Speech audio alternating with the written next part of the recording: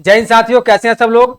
दोस्तों आज हम लोग आर्ट ऑफ टीचिंग पीवाईक्यू का क्लास नंबर 29 करने वाले हैं, तो सभी साथी अंतिम तक बने रहे क्योंकि दोस्तों आज हम लोग एग्जाम के पॉइंट ऑफ व्यू से काफी इंपॉर्टेंट प्रश्न को देखने वाले हैं। तो जो भी साथी अभी तक चैनल को सब्सक्राइब नहीं किए हैं, चैनल को सब्सक्राइब कर दे, वीडियो को लाइक कर दे और अपने दोस्तों में शेयर कर दे। तो दोस्तों आइए हम लोग बिना समय गवाए आज की कक्षा शुरू करते हैं। तो देखिए मेरे साथी, क्वेश्चन नंबर 1 स्क्रीन पर आ चुका है। सभी साथी इस क्वेश्चन को ध्यानपूर्वक पढ़िए और इसका जवाब कमेंट बॉक्स में लिखिए। देखिए इसमें क्या बोला है, अधिवक्ताओं के लिए डैश सामाजिक विकास का एक अनिवार्य मुद्दा है। बताइए मेरे साथी, सामाजिक विकास का एक अनिवार्य मुद्दा क्या है। तो ऑप्शन नंबर ए में है सामाजिक व्यवस्था की अपेक्षाओं को पूरा करना।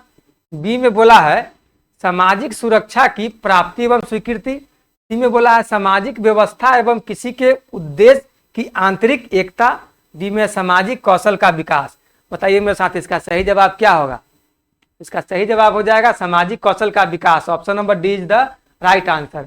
अधिवक्ताओं के लिए सामाजिक कौशल का विकास सामाजिक विकास का एक अनिवार्य मुद्दा है। ठीक है मेरे साथी, चलिए हम लोग क्वेश्चन नंबर 2 में देखते हैं। क्वेश्चन नंबर 2 में देखिए क्या बोला जा रहा है। संवेग प्रकृति का हृदय है, यह कथन किनका है। बताइए संवेग जो है यह प्रकृति का हृदय है, यह कथन किनका है। तो ऑप्शन नंबर ए में है मैकडूगल, बी में क्रो एंड क्रो, सी में है गेट्स और डी में मेरे साथी बर्नी। बताइए यह कथन किनका है। तो ये कथन है मैकडूगल साहब का। Option number A is the right answer. चलिए क्वेश्चन नंबर 3 में चलते हैं। क्वेश्चन नंबर 3 में मेरे साथियों क्या बोला जा रहा है, निम्नलिखित में से किसे चर की श्रेणी में नहीं रखा जा सकता है। मेरे साथी चर का मतलब होता है वेरिएबल। क्या होता है, वेरिएबल। तो हम इन चारों ऑप्शन में से किसे वेरिएबल की श्रेणी में नहीं रख सकते हैं। वेरिएबल मतलब होता है जिसे हम लोग बदल सकते हैं। ठीक है, तो बताइए बुद्धि है, तो बुद्धि क्या आ जाएगा, चर के श्रेणी में आ जाएगा। क्यों आ जाएगा, तो प्रत्येक व्यक्तियों में मेरे साथी बुद्धि भिन्न भिन्न प्रकार की होती है। आप सुने भी होंगे कि प्रत्येक व्यक्तियों में बुद्धि में भिन्नताएं देखने को मिलती है, विभिन्नताएं देखने को मिलती है। तो क्या आ गया, ये चर का पाठ हो गया। फिर चिंता, तो मेरे साथी चिंता में भी देखते होंगे कि परिस्थितियों के अनुसार चिंताएं बदलती रहती है। क्या होता है, परिस्थितियों के अनुसार चिंताएं बदलती रहती है। आज किसी और बात का चिंता है, कल किसी और बात का चिंता होगा, परसों किसी और बात का चिंता होगा। तो क्या होता है, ये परिस्थितियों के अनुसार बदलती रहती है। ये मेरे साथी रोशनी का स्तर, तो व्यक्तिगत जरूरतों के अनुसार जितनी रोशनी की आवश्यकता होती है उसमें भी कम और ज्यादा किया जा सकता है। तो ये भी क्या हो गया, चर का हिस्सा हो गया। फिर डी में क्या बोला है, इति इंद्रिय प्रत्यक्षीकरण। तो मेरे साथी इति इंद्रिय प्रत्यक्षीकरण क्या होता है, तो ये एक मानसिक प्रक्रिया है जिसे हम लोग न बदल सकते हैं और ना ही इसे हम लोग माप सकते हैं। तो ये क्या हो गया, ये कांस्टेंट हो गया, ये स्थिर हो गया। तो ये चर का पार्ट नहीं होगा। तो इसका सही जवाब क्या होगा, option number D is the right answer. समझ में आया मेरे साथी। किसी भी साथी को थोड़ा सा जरा सा कहीं भी कोई दिक्कत हो तो आप लोग बेहिचक कमेंट में बताइए। चलिए क्वेश्चन नंबर, आइए दोस्तों अब हम लोग क्वेश्चन नंबर 4 देखेंगे। देखिए क्वेश्चन नंबर 4 में मेरे साथी क्या बोला है, संप्रत्यय निर्धारण के क्रम में निम्नलिखित में से पहले कौन आएगा या पहले आएगा। बताइए, हमसे पूछा संप्रत्यय निर्धारण के क्रम में निम्नलिखित में से पहले कौन आएगा। तो मेरे साथी ऑप्शन नंबर ए में होता है संक्षेपीकरण, बी में होता है विभेदीकरण, सी में होता है अनुभवीय और डी में होता है मेरे साथी सामान्यकरण। बताइए इसका सही जवाब क्या होगा। तो मेरे साथी संप्रत्यय निर्धारण में सबसे पहले आता है सामान्यकरण। Option number D is the right answer. तो देखिए संप्रत्यय निर्धारण कैसे किया जाता है, हम लोग यहाँ पे सीरीज में लिखे हुए हैं। फर्स्ट में होता है सामान्यकरण, दूसरा में होता है विभेदीकरण, तीसरा में होता है प्रत्यक्षीकरण और चौथा में होता है मेरे साथी पृथक्करण। क्या होता है, पृथक्करण। सभी साथियों को समझ में आया। तो चलिए हम लोग क्वेश्चन नंबर 5 में चलते हैं। आइए दोस्तों हम लोग क्वेश्चन नंबर 5 देखेंगे। क्वेश्चन नंबर 5 में क्या है, संख्याओं को गलत पढ़ने वाले बच्चों में कौन सी दिव्यांगता होती है। मेरे साथियों इसमें कहा जा रहा है कि संख्याओं को गलत पढ़ने वाले बच्चों में कौन सी दिव्यांगता आपको देखने को मिलती है। तो ऑप्शन नंबर ए में बोला है डिस्ग्राफिया, बी में डिसलेक्सिया, सी में डिस्प्रेक्सिया और डी में डिसकैलकुलिया। बताइए मेरे साथी कौन से आपको दिव्यांगता देखने को मिलती है। तो सबसे पहले हम इन चारों ऑप्शन को थोड़ा थोड़ा समझ लेते हैं, थोड़ा थोड़ा डिस्क्राइब कर देते हैं। तो क्या है मेरे साथी, डिस्ग्राफिया में आपको बच्चों में लिखने संबंधित कठिनाई देखने को मिलेगा। क्या मिलेगा, लिखने में कठिनाई। इसमें बच्चा ठीक से लिख नहीं पाता है, लिखने में कठिनाई। ठीक है, फिर है हमारा डिसलेक्सिया। तो डिसलेक्सिया में क्या होता है, बच्चों को पढ़ने संबंधित कठिनाई का सामना करना पड़ता है। इसमें बच्चा सही से चीजों को नहीं पढ़ पाता। आप उसे बुक देंगे पढ़ने के लिए तो उसमें लिखा हुआ कुछ और रहेगा, उसको पढ़ेगा कुछ और। तो क्या होगा इसमें मेरे साथी, पढ़ने में कठिनाई, पढ़ने में कठिनाई। फिर क्या है, फिर है हमारा डिस्प्रेक्सिया। तो डिस्प्रेक्सिया में क्या होता है, शारीरिक समन्वय में कठिनाई। क्या होगा मेरे साथ इसमें, शारीरिक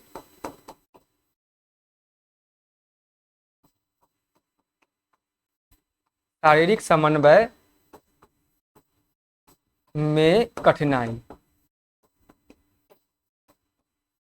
शारीरिक समन्वय कहने का मतलब होता है कि मेरे साथी बच्चा को अगर अपना जूता का फीता बांधना पड़े तो बच्चा अपना जूता का फीता भी सही से नहीं बांध पाता है, शर्ट का बटन भी सही से वो नहीं लगा पाता है। कहने का इसमें तात्पर्य होता है कि बच्चा अपने शारीरिक क्रियाकलाप को भी ढंग से वो कर नहीं पाता है, तो उसी को बोलते हैं शारीरिक समन्वय में कठिनाई। मतलब वो अपने शरीर के तालमेल को भी ढंग से नहीं बैठा पाता है। उसे अगर जूता का फीता बांधने के लिए कहेंगे तो उसे फीता बांधने में कठिनाई होता है। उसे अब बोलेंगे कि ये बॉल उठाकर बाहर फेंक दो तो उसको फेंकने में भी कठिनाई का सामना करना पड़ता है। उसी को बोलते हैं शारीरिक समन्वय में कठिनाई। ठीक है मेरे साथियों।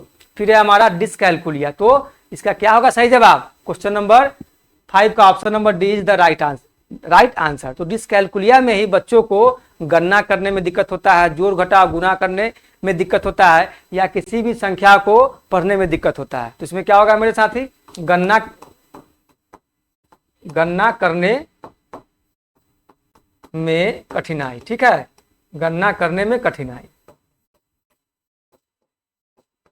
तो चलिए हम लोग क्वेश्चन नंबर 6 देखेंगे मेरे साथी। क्वेश्चन नंबर 6 में क्या बोला है, आप अपने शिक्षण को प्रभावशाली क्यों बनाना चाहते हैं। बताइए मेरे साथियों, आप एक शिक्षक हैं, आप अपने शिक्षण को प्रभावशाली क्यों बनाना चाहते हैं। तो ऑप्शन नंबर ए में जिससे बच्चे आपकी प्रशंसा करें, बी में जिससे आप अपने पेशे के प्रति न्याय कर सके, सी में जिससे आप समाज में प्रतिष्ठा पा सके, डी में जिससे आप बच्चों पर अपना शासन कायम कर सके। बताइए मेरे साथी इसका सही जवाब क्या होगा। तो इसका सही जवाब होगा जिससे आप अपने पेशे के प्रति न्याय कर सके। Option number B is the right answer. ठीक है, चलिए हम लोग क्वेश्चन नंबर 7 में आते हैं मेरे साथी। क्वेश्चन नंबर 7 में क्या बोला है, नए विषय को विकसित करने के लिए शिक्षक को पता होना चाहिए। बताइए मेरे साथी, नए विषय को विकसित करने के लिए एक शिक्षक को क्या पता होना चाहिए। तो ऑप्शन नंबर ए में विषय का संपूर्ण ज्ञान, बी में विषय के महत्व की व्याख्या, सी में विद्यार्थियों की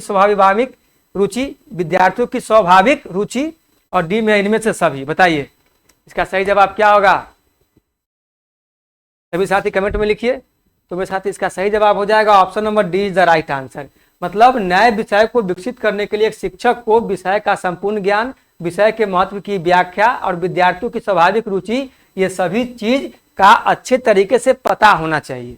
ठीक है, चलिए क्वेश्चन नंबर हम लोग 8 में आते हैं। इसमें क्या बोला है, किसने कहा था सभी बच्चे अपने बौद्धिक विकास में विशिष्ट चरणों की श्रृंखला से होकर गुजरते हैं। बताइए मेरे साथी, किसने कहा था कि सभी बच्चे अपने बौद्धिक विकास में विशिष्ट चरणों की श्रृंखला से होकर गुजरते हैं। बताइए किसने कहा था। तो ऑप्शन नंबर ए में है वाइगोस्की, बी में है ब्लूम, सी में है पियाजे और डी में है मेरे साथी स्किनर। तो ये बोले थे पियाजे साहब। कौन बोला था, पियाजे साहब। तो option number C is the right answer. और पियाजे साहब के सभी को स्टेज पता है कि पियाजे साहब के स्टेज में बच्चा का बौद्धिक कितना स्तर तक रहता है। तो इन्होंने बच्चों के बौद्धिक स्तर को अपने स्टेज में क्या किया है, आइडेंटिफाई करने का काम किया है। तो चलिए क्वेश्चन नंबर 9 में आइए। अधिगम के शारीरिक कारक है। बताइए मेरे साथी, अधिगम के शारीरिक कारक क्या है।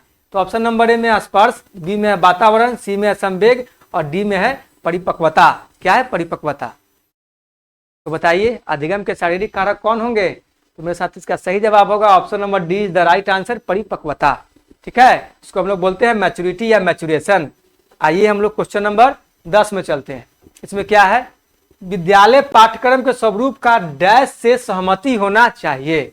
बताइए मेरे साथी, विद्यालय पाठ्यक्रम के स्वरूप का डैश से सहमति होना चाहिए। किससे सहमति होना चाहिए। तो ऑप्शन नंबर ए में अतीत में विद्यालय की सामान्य संस्कृति, बी में छात्रों की रुचि प्रयोजन एवं उद्देश्य, सी में शिक्षकों की रुचि एवं प्रशिक्षण, डी में विभिन्न विषयों में उपलब्ध पाठ्य पुस्तकें। बताइए मेरे साथी इसका सही जवाब क्या होगा। इसका सही जवाब हो जाएगा छात्रों की रुचि प्रयोजन एवं उद्देश्य क्या होना चाहिए, विद्यालय पाठ्यक्रम के स्वरूप का सहमति का हिस्सा होना चाहिए। तो option number B is the right answer. ठीक है, छात्रों की रुचि प्रयोजन एवं उद्देश्य क्या होगा, इसका सही जवाब हो जाएगा। चलिए क्वेश्चन नंबर 11 में आते हैं। इसमें क्या बोला है, प्रश्न पूछने की कौन सी विधि को आप उचित समझते हैं। बताइए मेरे साथी, प्रश्न पूछने की कौन सी विधि को आप उचित समझते हैं। तो ऑप्शन नंबर ए में शिक्षक प्रश्न को 2 बार या इससे अधिक बोले ताकि सभी छात्र सुन सके। बताइए, बी में है यह बेहतर होगा कि दो संबंधित प्रश्नों को एक साथ ही मिलाकर पूछा जाए। बताइए।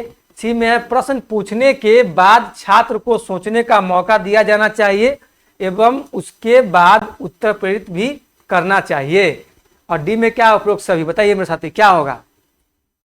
तो मेरे साथी ये सभी के सभी ऑप्शन सही है। शिक्षक प्रश्न 2 बार या इससे अधिक बोले ताकि सभी छात्र को मतलब या सभी छात्र सुन सके। आप भी मेरे साथी टीचर हैं तो आप क्लास में पढ़ाते होंगे बच्चों को, तो आप देखते होंगे बच्चा बोलता होगा सर एक बार और बोलिए, सर एक बार और बोलिए। मतलब प्रश्न को आप 2-3 बार बोलते हैं ताकि सभी बच्चा अच्छे से सुन सके, अच्छे से समझ सके, उसके बाद उस क्वेश्चन का जवाब देने का कोशिश करे। ठीक है, तो ये तो एकदम सही बोला है। फिर बोला यह बेहतर होगा कि दो संबंधित प्रश्नों को एक साथ ही मिलाकर पूछा जाए। ये भी चल सकता है मेरे साथी, छोटा छोटा 2 प्रश्न को जोड़ करके और एक थोड़ा हल्का थोड़ा सा बड़ा प्रश्न बना करके बच्चा से पूछ सकते हैं ताकि बच्चा उस पर सृजनात्मक विचार कर सके, चिंतन मनन कर सके। तो यही बात सही हो जाएगा। इसमें क्या प्रश्न पूछने के बाद छात्र को सोचने का मौका दिया जाना चाहिए एवं उसके बाद उत्तर प्रेरित भी करना चाहिए। सही बात है मेरे साथी, ये भी तो एकदम सही बोल रहा है कि छात्र को जब प्रश्न पूछिए थोड़ा उसको सोचने का मौका दीजिए और जहां जहां थोड़ा सा उसको कठिनाई का सामना करना पड़े उस पर थोड़ा सा आप उसको मोटिवेशन दीजिए। उत्तर थोड़ा सा वहां पे आप उसको थोड़ा सा उत्तर के मामले में स्कैप फोल्डिंग दीजिए ताकि बच्चा सही से उत्तर तक पहुंच सके। ये बात सही बोला है। इसका सही जवाब क्या हो जाएगा। Option number D is the right answer. तो चलिए क्वेश्चन नंबर 12 में चलते हैं। विद्यालय शिक्षण के मूल्यांकन का चुनौतीपूर्ण आयाम डैश है। बताइए मेरे साथी, विद्यालय शिक्षण के मूल्यांकन का चुनौतीपूर्ण आयाम डैश है। क्या होगा। ए में बोला है जांच परीक्षाओं की तैयारी, बी में प्रदर्शन की पर्याप्तता की जांच, प्रदर्शन की पर्याप्तता की जांच, सी में है वृद्धि का मापन और डी में ग्रेड या श्रेणी का निर्धारण। बताइए मेरे साथ इसका सही जवाब क्या होगा। तो विद्यालय शिक्षण के मूल्यांकन का चुनौतीपूर्ण आयाम प्रदर्शन की पर्याप्तता की जांच है। क्या है। प्रदर्शन की पर्याप्तता की जांच। Option number B is the right answer. ठीक है मेरे साथी, सभी साथियों को समझ में आ रहा है। तो कोई भी साथी को जरा सा थोड़ा सा कहीं भी कोई दिक्कत हो तो आप लोग कमेंट बॉक्स में लिखिए। चलिए क्वेश्चन नंबर 13 में आइए। इसमें क्या बोला जा रहा है। तब तक परिणामों का ज्ञान न हो, तब तक परिणामों का ज्ञान न हो व्यक्ति के सीखने में कोई उन्नति नहीं होती। यह विचार किनका है। क्या बोला है, बड़ा सोचने वाली बात है। तब तक परिणामों का ज्ञान न हो व्यक्ति के सीखने में कोई उन्नति नहीं होती। यह विचार किनका है मेरे साथियों। ऑप्शन नंबर ए में है जूड, बी में है हार्टसन और मे, सी में है थॉर्नडाइक और डी में हरलॉक। किनका ये कथन है। तो मेरे साथ ये कथन है थॉर्नडाइक साहब का। यह किस चीज का सिद्धांत दिए थे। तो मेरे साथ ये दिए थे प्रयास एवं त्रुटि का सिद्धांत। ठीक है, चलिए क्वेश्चन नंबर 14 में आइए।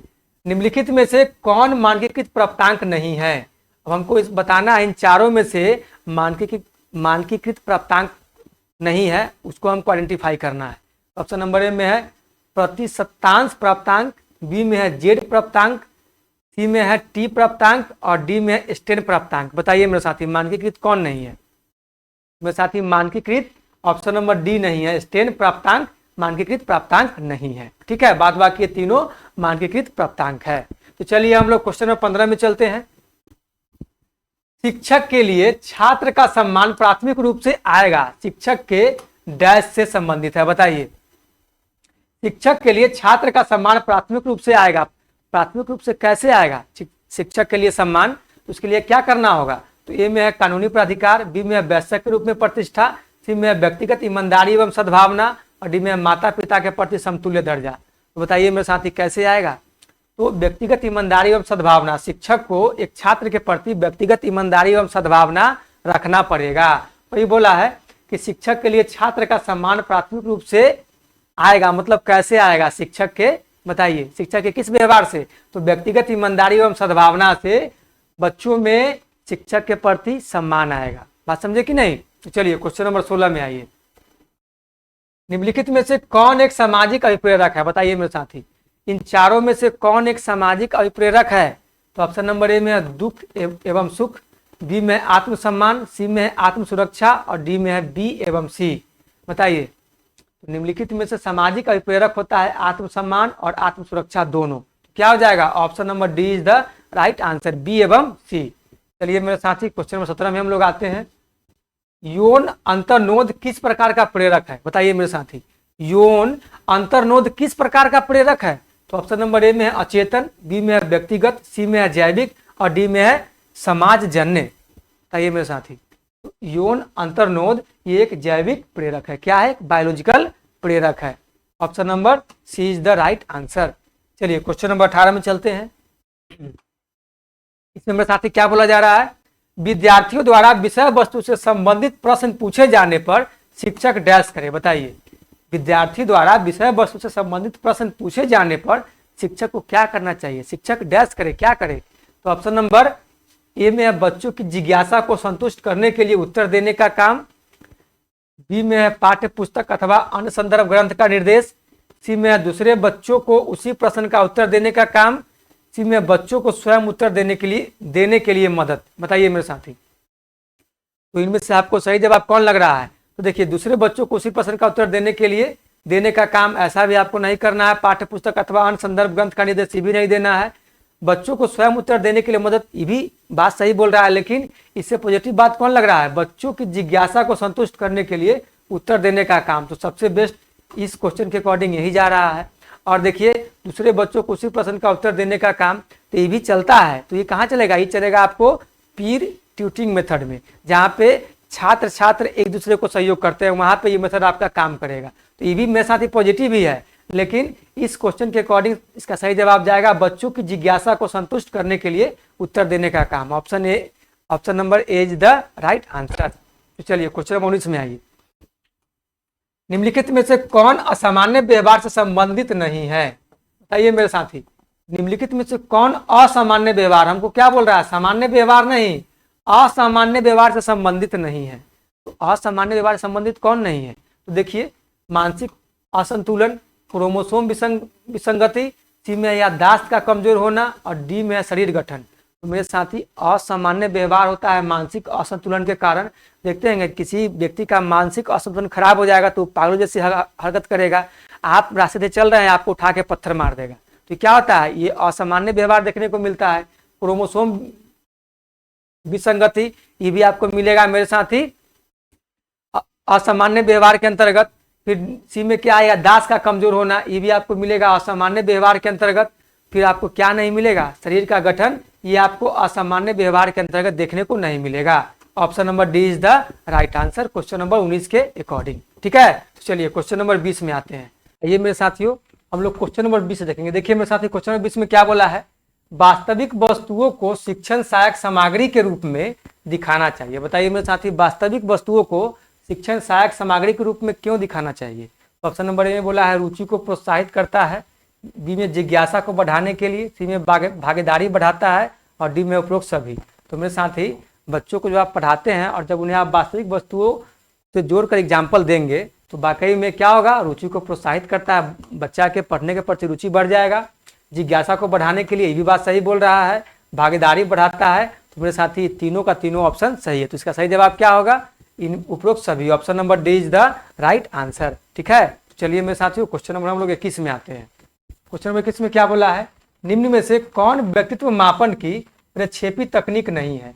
हमको इसमें से बताना है इन चारों में से कि व्यक्तित्व मापन की प्रक्षेपी तकनीक कौन नहीं है। तो ऑप्शन नंबर ए में बोला है वाक्य पूर्ति परीक्षण, बी में है प्रश्नावली, सी में है प्रसंगात्मक बोध परीक्षण और डी में शब्द साहचर्य परीक्षण। तो क्या होगा मेरे साथी इसमें से? तो मेरे साथी, वाक्य पूर्ति परीक्षण ये व्यक्तित्व मापन की प्रक्षेपी तकनीक भी है, प्रसंगात्मक बोध परीक्षण ये भी है और शब्द साहचर्य परीक्षण ये भी है। तो क्या नहीं है मेरे साथी? तो ये प्रश्नावली नहीं है। Option number B is the right answer, ये नहीं है। चलिए क्वेश्चन नंबर 22 में, क्वेश्चन नंबर 22 देखेंगे। देखिए क्वेश्चन नंबर 22 में क्या बोला है?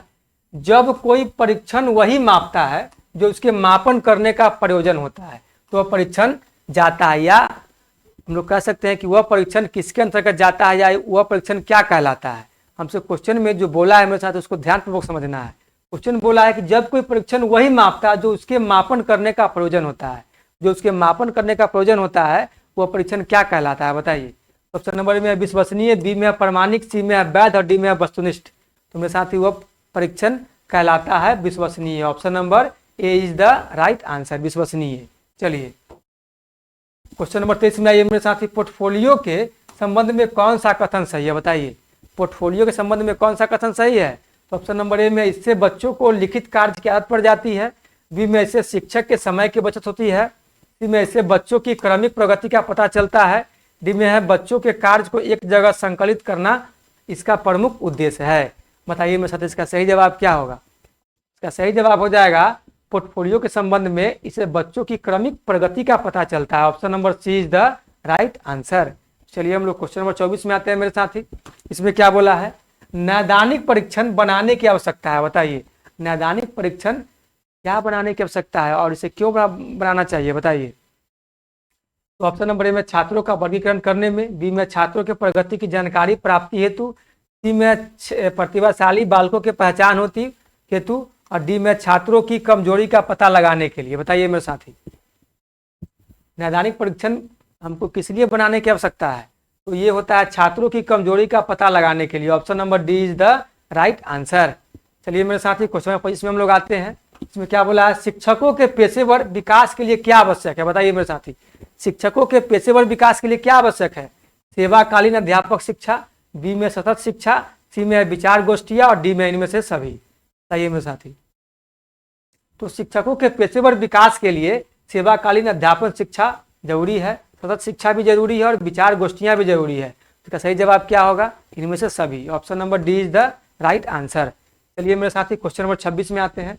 इसमें बोला है बाल अपराधियों का कृत्य है। बताइए बाल अपराधियों का क्या कृत्य होता है स्कूल में। तो ए में है विद्यालय की सामग्री को नुकसान पहुंचाना, बी में विद्यालय के प्रति अरुचि, सी में गृह कार्य न करना और डी में पाठ्य सहगामी क्रियाओं में भाग लेना। बताइए इसका सही जवाब क्या होगा।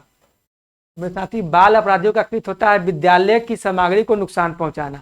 आप देखते हो कि बच्चा आपको दरवाजा तोड़ देगा, बेंच डेस्क तोड़ देगा, बोर्ड पे नुकसान पहुंचाएगा, डस्टर फेंक देगा, खिड़की तोड़ देगा, इन सभी बाल अपराधियों का कृत्य होता है। ठीक है, चलिए क्वेश्चन नंबर 27 में चलते हैं। विद्यालय में शैक्षिक निर्देशन दिया जाता है। बताइए मेरे साथी विद्यालय में शैक्षिक निर्देशन क्यों दिया जाता है और क्या दिया जाता है, बताइए। ऑप्शन नंबर ए में है विद्यार्थियों के विषय चयन में सहायता हेतु, बी में विद्यार्थियों के व्यवसाय चयन में सहायता हेतु, सी में शिक्षकों को छात्र चयन में लाभ हेतु और डी में मेरे साथी पाठ्यक्रम परिवर्तन में सहायता हेतु। बताइए क्यों दिया जाता है। विद्यालय में शैक्षिक निर्देशन देने का क्या मतलब होता है, तो ये दिया जाता है विद्यार्थियों के विषय चयन में सहायता हेतु। Option number A is the right answer. चलिए मेरे साथी क्वेश्चन हम लोग 28 में आते हैं। इसमें बोला है कक्षा शिक्षण की उत्तम प्रणाली वह है जिसमें, बताइए कक्षा शिक्षण की उत्तम प्रणाली वह है जिसमें क्या होता है।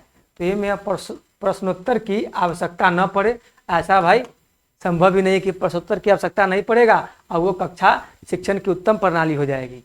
बी में अध्यापक छात्र से प्रश्न पूछे, ये बात सही है, पूछ सकता है।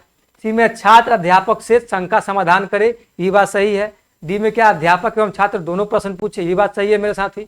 लेकिन इस हमसे क्या पूछा है, कक्षा शिक्षण की मतलब उत्तम प्रणाली, तो इन चारों में से सबसे बेस्ट ऑप्शन हमको तलाशना है।